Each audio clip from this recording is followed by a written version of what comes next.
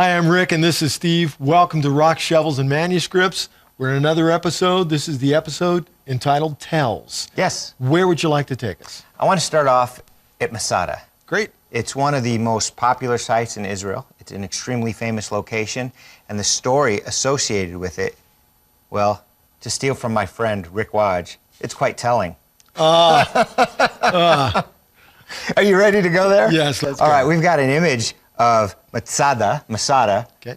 from basically the parking lot area. It's huge. Yeah, it's an amazing place. King Herod took the top of this mountain, which the Maccabees might have used previously, and he built a palace up here, a fortified palace.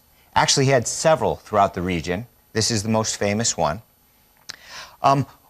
He wanted places not only to escape the cooler weather up in Jerusalem in the winter, down by Jericho and here also, but if things should go bad, he wanted several places he could flee.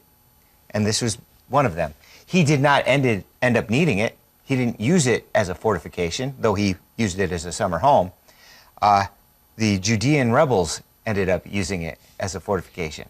So what ended up happening, around the year 70 AD, Jewish people rebelled against Rome. There were many battles throughout the area, not the least of which was Jerusalem, where the temple was destroyed. Yes. But a remnant of the rebels fled south, took over the Masada fortress, and holed up. Well, how do you breach something like this? You start scaling people up the walls, you drop rocks on them, you shoot arrows down on them. It's impregnable, or at least so they thought. But the Romans, man, talk about, not only were they genius, but they wouldn't quit. Mm-hmm. And if you think about it, there was only dozens of people up here, scores of people. It wasn't like they needed to conquer this. They did not need to do this. But you fought against Rome, and we're not letting you get away with it. So the Romans brought in an amazing engineer, and he said, you know what we have to do is build a ramp up to the top of this mountain. And that's what they did. And that's a huge mountaintop. It is. And it's hot there. Can you imagine being in Roman armor? It's 120 degrees out, and you're hauling rocks and dirt and building it up to this, multi-hundred-foot tall mountain?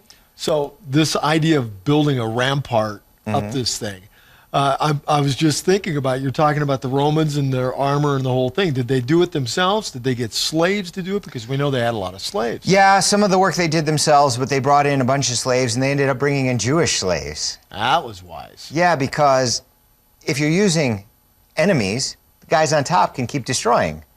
But if you're using Jews, how can they kill their own people who are being forced to build the ramps? Yeah, very smart. Yeah, the Romans were ruthless. Yeah, they were crafty. Mm-hmm.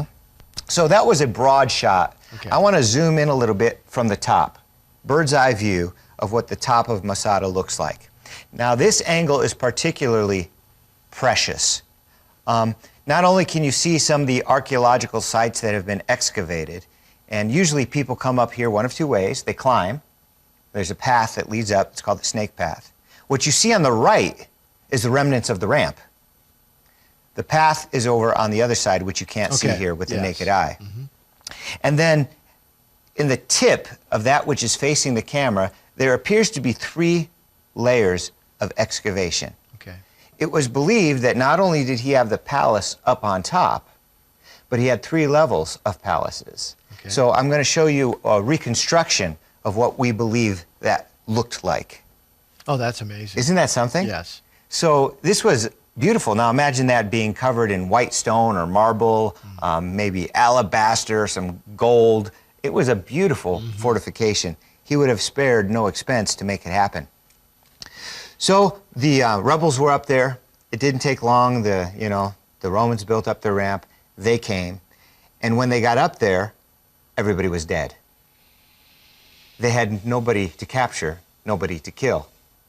And it was quite disheartening to the Romans to, accomplish this ramp only to get there to dead people. Well, how did the people die? So a couple things happened. First of all, apparently, there's 1 or 2 people that didn't want to die, so they kind of hid themselves. The leader of this group of people said, if we let the Romans capture us, they will do horrible things to us. They will abuse our women, our children, crucify some of us, humiliate the rest of us, and then kill us. Yes. The lucky of us will become slaves, and who wants to be a slave? But many of us will be abused. Better that we mercifully kill ourselves than allow the Romans to have us. So the men got together, they drew their names on little pieces of clay, and they cast lots. They reached in, and whoever drew was the last one. And so a father, for example, might go home and kill his family, then kill himself, and there would be somebody left over to make sure and to help with those who needed help. Okay. And when all said and done, pretty much everyone killed themselves. Roughly 1,000 people ended up dying at Masada. And it's a horrible story, but the survivors told the story, and those little fragments which had their names written on them have been found. They're in the museum in Israel. It's a sad and it's a touching story. Josephus retells this story. Is that where we get some of this evidence? Yeah, Josephus talks about this. Okay. Yep. And it, as remarkable as this story is, the Romans attacking a Jewish fortification, finding 1,000 suicides, it's horrible. Jewish soldiers to this day are often brought up to the top of the mountain to be sworn in for their duty. Wow. The idea is, you know what can happen. We must protect our people and our land. And I went up there with a 7th generation Israeli. And he sat us down and he said, I want to show you something. And he pointed up at a flag. The Israel state flag sits at the top of Masada. And he said, despite all of the horrible things that have happened here, that's not a Roman flag. That's a Jewish flag. We had some bad times here, but we're up here today. They're not. Yeah, big difference. Yeah, and he had a really good perspective on that. Now, when you showed that picture of, and even in this one here that we're looking at, when you look in the distance, the only water source that looks available is all the way to the Dead Sea, and that water is not Yeah, you can't drink that potable. water. Yeah. No. They have massive cisterns up here. So they would have caught rainwater Okay. and collected it by the tens of thousands of gallons. I mean, they had Roman baths, they had pools, they had mikvaot. Okay. They were able to take care of themselves. It was the Romans who laid siege to Masada who had a hard time with water. Right. And they weren't ready for that long of a siege going on. No, it was hard on them. I'm sure by the time they got top side, they were willing to hurt some people, and they weren't able to. They couldn't do it. Yep. Yeah. As desperate and bad as this story was, what ended here actually started somewhere else, which to me is even a worse story. So I want to take us and our viewers from Masada, and we're going to go to the area of Galilee. We're heading north to a place called Gamla. This is a picture of Gamla. And as you can see, the shape of this mountain, it kind of looks like a camel's back or a camel's hump. Gamla means camel. Okay. Now, this location is significant for many reasons. Let me start by talking about Gamaliel. He's mentioned in the Talmud, he's mentioned in the Passover Haggadah, he's mentioned in the New Testament. Gamaliel comes from Gamla, and the name Gamaliel has the word Gamla in it. Oh, very cool. Gamaliel's very famous, probably one of the top 5 greatest teachers in Jewish history. I mean, amazing man with quite a heritage. Mentioned throughout the Talmud as well. Yes, and his teacher, his grandfather, I think it was Hillel the Great. So we have another of the greatest of all teachers. What a family, you know, Yes, what a no kidding. heritage this man Yes. had. And Gamaliel, we don't have any evidence, any proof that he came to believe in Yeshua, though there is legend that he did. But he is mentioned in the scriptures. First of all, perhaps his most famous student, I should mention, the Apostle Paul. I've heard of him. He said in his epistles, I studied at the feet of Gamaliel. So here we have Hillel the Great, we have Gamaliel the Great, and Paul the Great. Paul was a disciple of Gamaliel. As you were saying, I mean, this is an incredible privilege for anybody to study underneath the greatest of all teachers. Absolutely. It would be today, you pick any sport, any entertainment industry, any higher learning establishment and say, I studied under that person. Oh, I was Stephen Hawking's #1 pupil and assistant. That means something. Exactly. So when Paul said, I studied at the feet of Gamaliel, nobody could challenge his bona fides. Yeah, he wasn't saying I went to the city college, Exactly. the local college. No. I'm about as educated and Jewish as they come. Yes. My pedigrees are irrefutable. Now let me tell you why I believe in Yeshua. It gave him clout, gave him credibility. Now I think you have an amazing passage to read. It's in Acts chapter 5, verses 34 through 40. Okay, let's take a look at that. It says, but there stood up in the council a Pharisee named Gamaliel, a doctor of the law, had an honor of all the people, and commanded to put the men forth a little while. And he said unto them, you men of Israel, take heed to yourselves as touching these men, what you're about to do. For before these days rose up, Theudas, giving himself out to be somebody, to whom a number of men, about 400, joined themselves, who was slain. And all, as many as obeyed him, were dispersed and came to nothing. After this man rose up Judah of Galilee in the days of the enrollment and drew away some of the people after him. He also perished. And all, as many as obeyed him, were scattered abroad. And now I say unto you, refrain from these men and let them alone. For if this counsel or this work be of men, it will be overthrown. But if it's from God, you won't be able to overthrow them, lest by chance you're found to be fighting against God. And then he goes on to say, or do you want to stop there? Yeah, let's stop there. Listen to the wisdom of this man. He was not a follower of Yeshua, but he was a highly respected man. And he said, listen, you want to persecute these disciples for proclaiming Yeshua to be the Messiah, don't do it. Because you really have two options. If they're not from God, God will deal with it. Don't worry about it. Yeah. If they are from God, you're going to find yourself fighting God. Notice what he said. There's the possibility that these guys might be right. Exactly. He was from Gamla. He mentioned this Judas from Galilee who led a rebellion in the scripture you just read. Judas was also, not Iscariot, a different Judas. Right. He was also from Gamla. So Gamaliel probably knew him personally. I think we're coming up against a break, so I can't tell you what I want to tell you.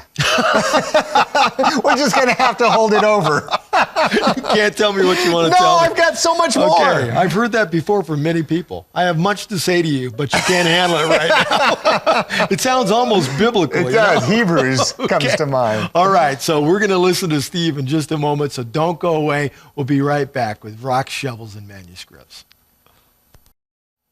Welcome back to Rocks, Shovels, and Manuscripts. I'm with Steve, and we're looking at some incredible things about Tels, and you were just about to tell me something. So what was that? Okay. I wanted to talk to you about Gamla. We had talked about Gamaliel coming from there, and the wisdom of Gamaliel, and how he counseled the Sanhedrin to not abuse the apostles, and especially don't kill them, because they may be from God. And the Sanhedrin listened to him. Can you imagine the authority and respect this man had? They were mad. They were ready to kill the apostles.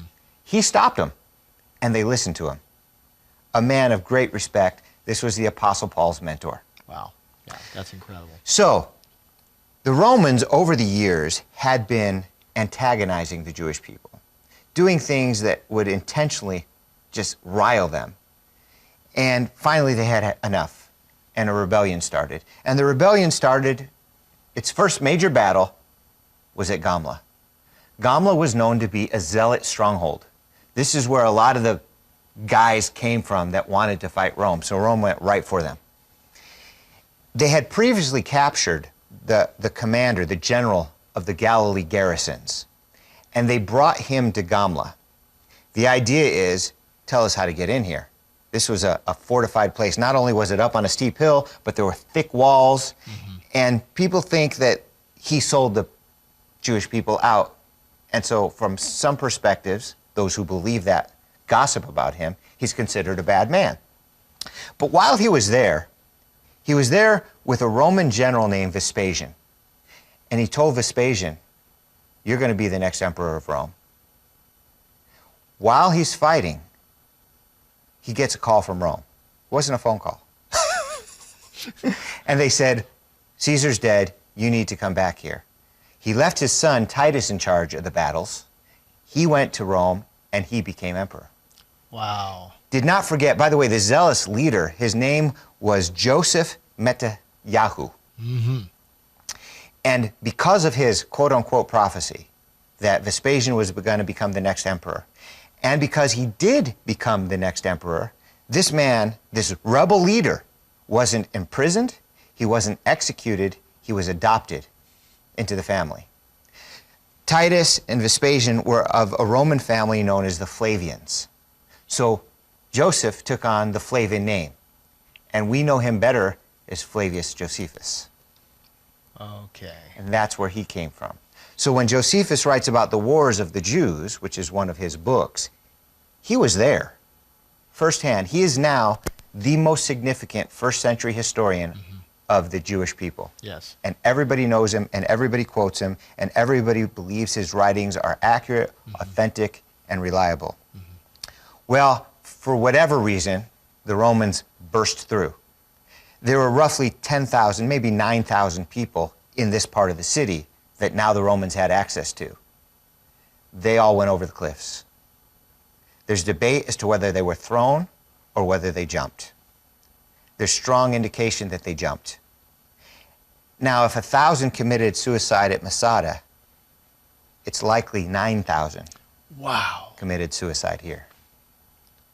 So that connection between really in these two incidents was that the Jewish people knew that they were better off knowing their end than having to rely upon the lack of mercy that they would definitely undergo under the Romans. Yep. We know this for a fact. At Masada, it's believed to have happened here. Remember, these were faithful Jewish people. Right. Their afterlife was not a concern to them. Yes. They knew they'd be with God. Yes. Now, suicide is not a good thing, but it certainly beats the alternative.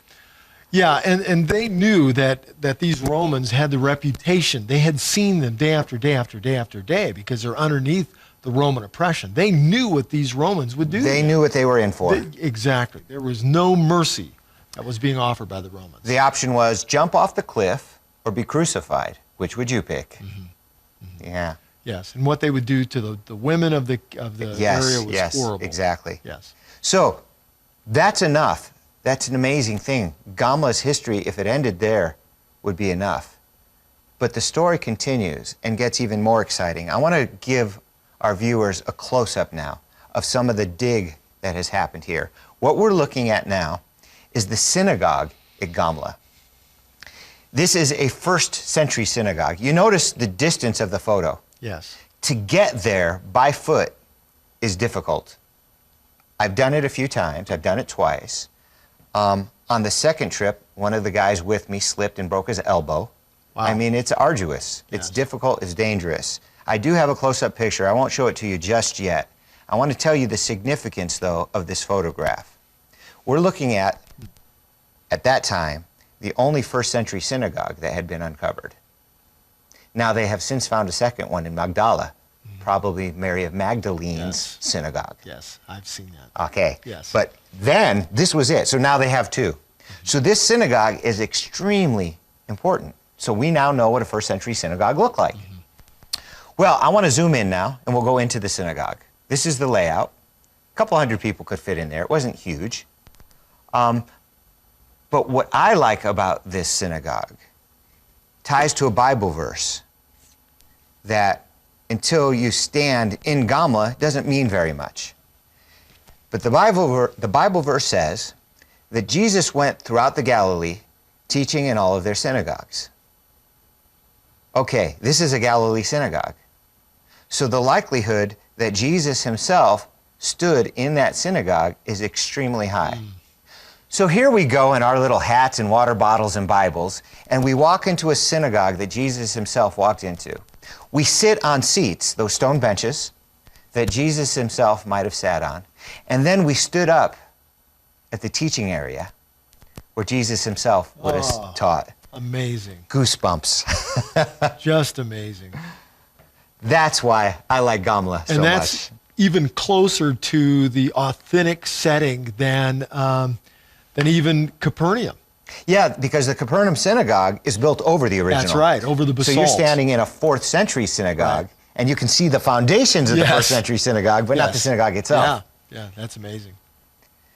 So we go from Masada and Gamla, and we see how the two are connected. Yes. My topic today, though, is really Tels. And those aren't Tels? Not technically. Usually people think of a tell as a built-up archeological site, a hill. Okay. But Masada wasn't built up, and there aren't layers of history. Okay. There's just pretty much Herods. Gamla, all they found is first century. Maybe over time they'll find more, but it's a natural mountain, both of them. Okay. A tell is not a natural mountain. This is how a tell was developed. Imagine you find a strategic piece of land and you say, you know what, a fort here would be great. So you can build up a 20-foot wall and you have a fort with a 20-foot wall, but that's not what they did. What they did is they dug a huge dry moat.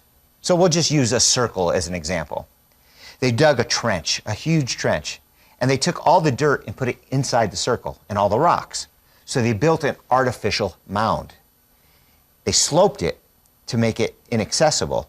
And then on top of the sloped mound, they built walls and a fortification system. That's the beginning of a tell. And then if that tell gets breached and the buildings are knocked down, people come and build on top of that. People will take some of those stones and build new buildings and expand it and build on top of that. And if this happens for 5,000 years, eventually you have a very high tell with thousands of years of history buried under various mixed up layers. One of the biggest and oldest tells is this next one that I'm going to show you now. This is a tell, not a natural hill. It's in a place called Beit Shean, Beit Shean. It's not far from Galilee. It's a very hot and dry place. I guess it's 17 miles south. And it's large. Yes, it's very large. It's one of the oldest. So Beit Shean is one of the oldest inhabited cities in the world. It stopped being inhabited in the 700s because it was destroyed by an earthquake and they didn't rebuild it. Okay. But from 700 AD back to the days of prehistory, people lived there. Okay. So you're looking at the tell, which is in the background, not the foreground. That's right, in the background. The city of Beit Shean was built around and in the tell. I mean, on top of the tell, yes. But it was huge. We'll show you some more pictures in just a moment of Beit Shean. Okay. But before we do, I need to tell you about some of the things that were found there. Now, I told you it was an ancient inhabited city. It was already inhabited before the Israelites' Passover. Before the Jewish people left Egypt and went to the Promised Land, there are already people living there. Now, imagine this. You go through what you go through in Egypt. You escape. You come to Beit Shean, and you find image of Pharaoh on the hill. That would be terrifying. They found it. 1500 BC, circa, they found Egyptian artifacts, Egyptian statues. The Egyptians didn't just run Egypt. They ran the whole area up through the Promised Land, all the way up to Syria and Jordan and Lebanon. And so the Jewish people, in a sense, never got away from the Egyptians. We got away only to end up in areas that they still had in their control. So Egyptians were continuously a problem for the nation of Israel. So they get up there, they find a life-size statue of Ramses III. They find stuff from Seti, Ramses II. In fact, the largest treasure trove of Egyptian artifacts in the entire Promised Land is found here at Beit Shean. That is crazy. I know. Going to Israel and finding hieroglyphics that are Egyptian. I remember climbing that hill, which, by the way, is really hard. I mean, Oh yeah. Did you go all the way to the top? Yeah. It's a crazy. massive climb. Exactly. I came up through the back and went down the stairs. Oh, good for you. You went up on the stairs. trip you were on. I went up the stairs. But on the top, you see Egyptian artifacts up there, replicas, of course. Yeah, they dug them up. Yeah. And, of course, they have moved them off to other places. Yeah. So since people lived here for thousands of years, it became taken over by the Greeks, and it became one of the cities of the Decapolis. The Decapolis is mentioned in the New Testament, and eventually it became the capital of the Decapolis. So it was a very avant-garde city. It had Roman baths, and it had a theater, and it had gymnasia, that type of thing. Yes. It was very, very modern. And I think you said it's one of the largest archaeological sites in all of Israel? It is. It for years has been known as exactly that. But now that I've been to Caesarea, and Caesarea has gotten bigger and bigger and bigger, I wonder if it still has the title. There might be a contender in Caesarea now. So one of the things that happened in this historically, by the way, they found the temple of Dagon there. And since Dagon is mentioned in the scriptures, we now have an idea of what a temple of Dagon looked like. Wow. There was another temple of Dagon the Ark of the Covenant was brought to, if you'll recall. Mm-hmm. And when they woke up, Dagon was face forward in front of the Ark. Yes. The next day they stood him up and he was face down, decapitated. Yes. And then they sent the Ark back home. So this is another temple of Dagon that they found. Something happened there that's not nearly as exciting as what happened with the Ark, though. Saul and his son Jonathan were in battle further north of here, and they fell upon the field of battle. Saul was decapitated. His body was brought to Bet Shean and fastened specifically to the temple of Dagon. Wow. As a way of showing our God has given us victory over the Israelites. And that was in that picture that we saw of the background of that Tel, and that's where they hung Saul. Well, they specifically hung him on the temple of Dagon. Wow. And they have excavated the temple of Dagon. So we know very close to where he was killed and hung. Steve, there's never enough time to talk about these topics. But we're going to come at it again next week, so don't forget about this show and join us again next week. We'll see you. God bless.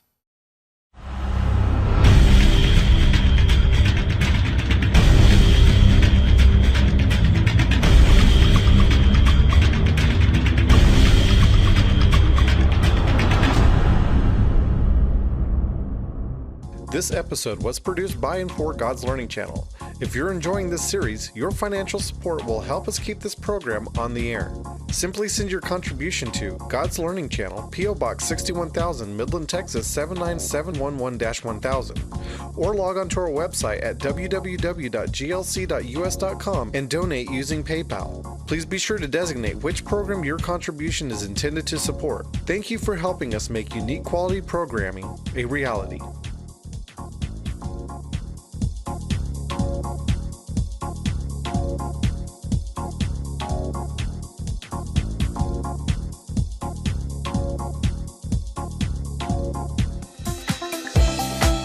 Order your copy of this program from the GLC bookstore by calling the numbers or visiting the website on your screen. Please include the program number when ordering.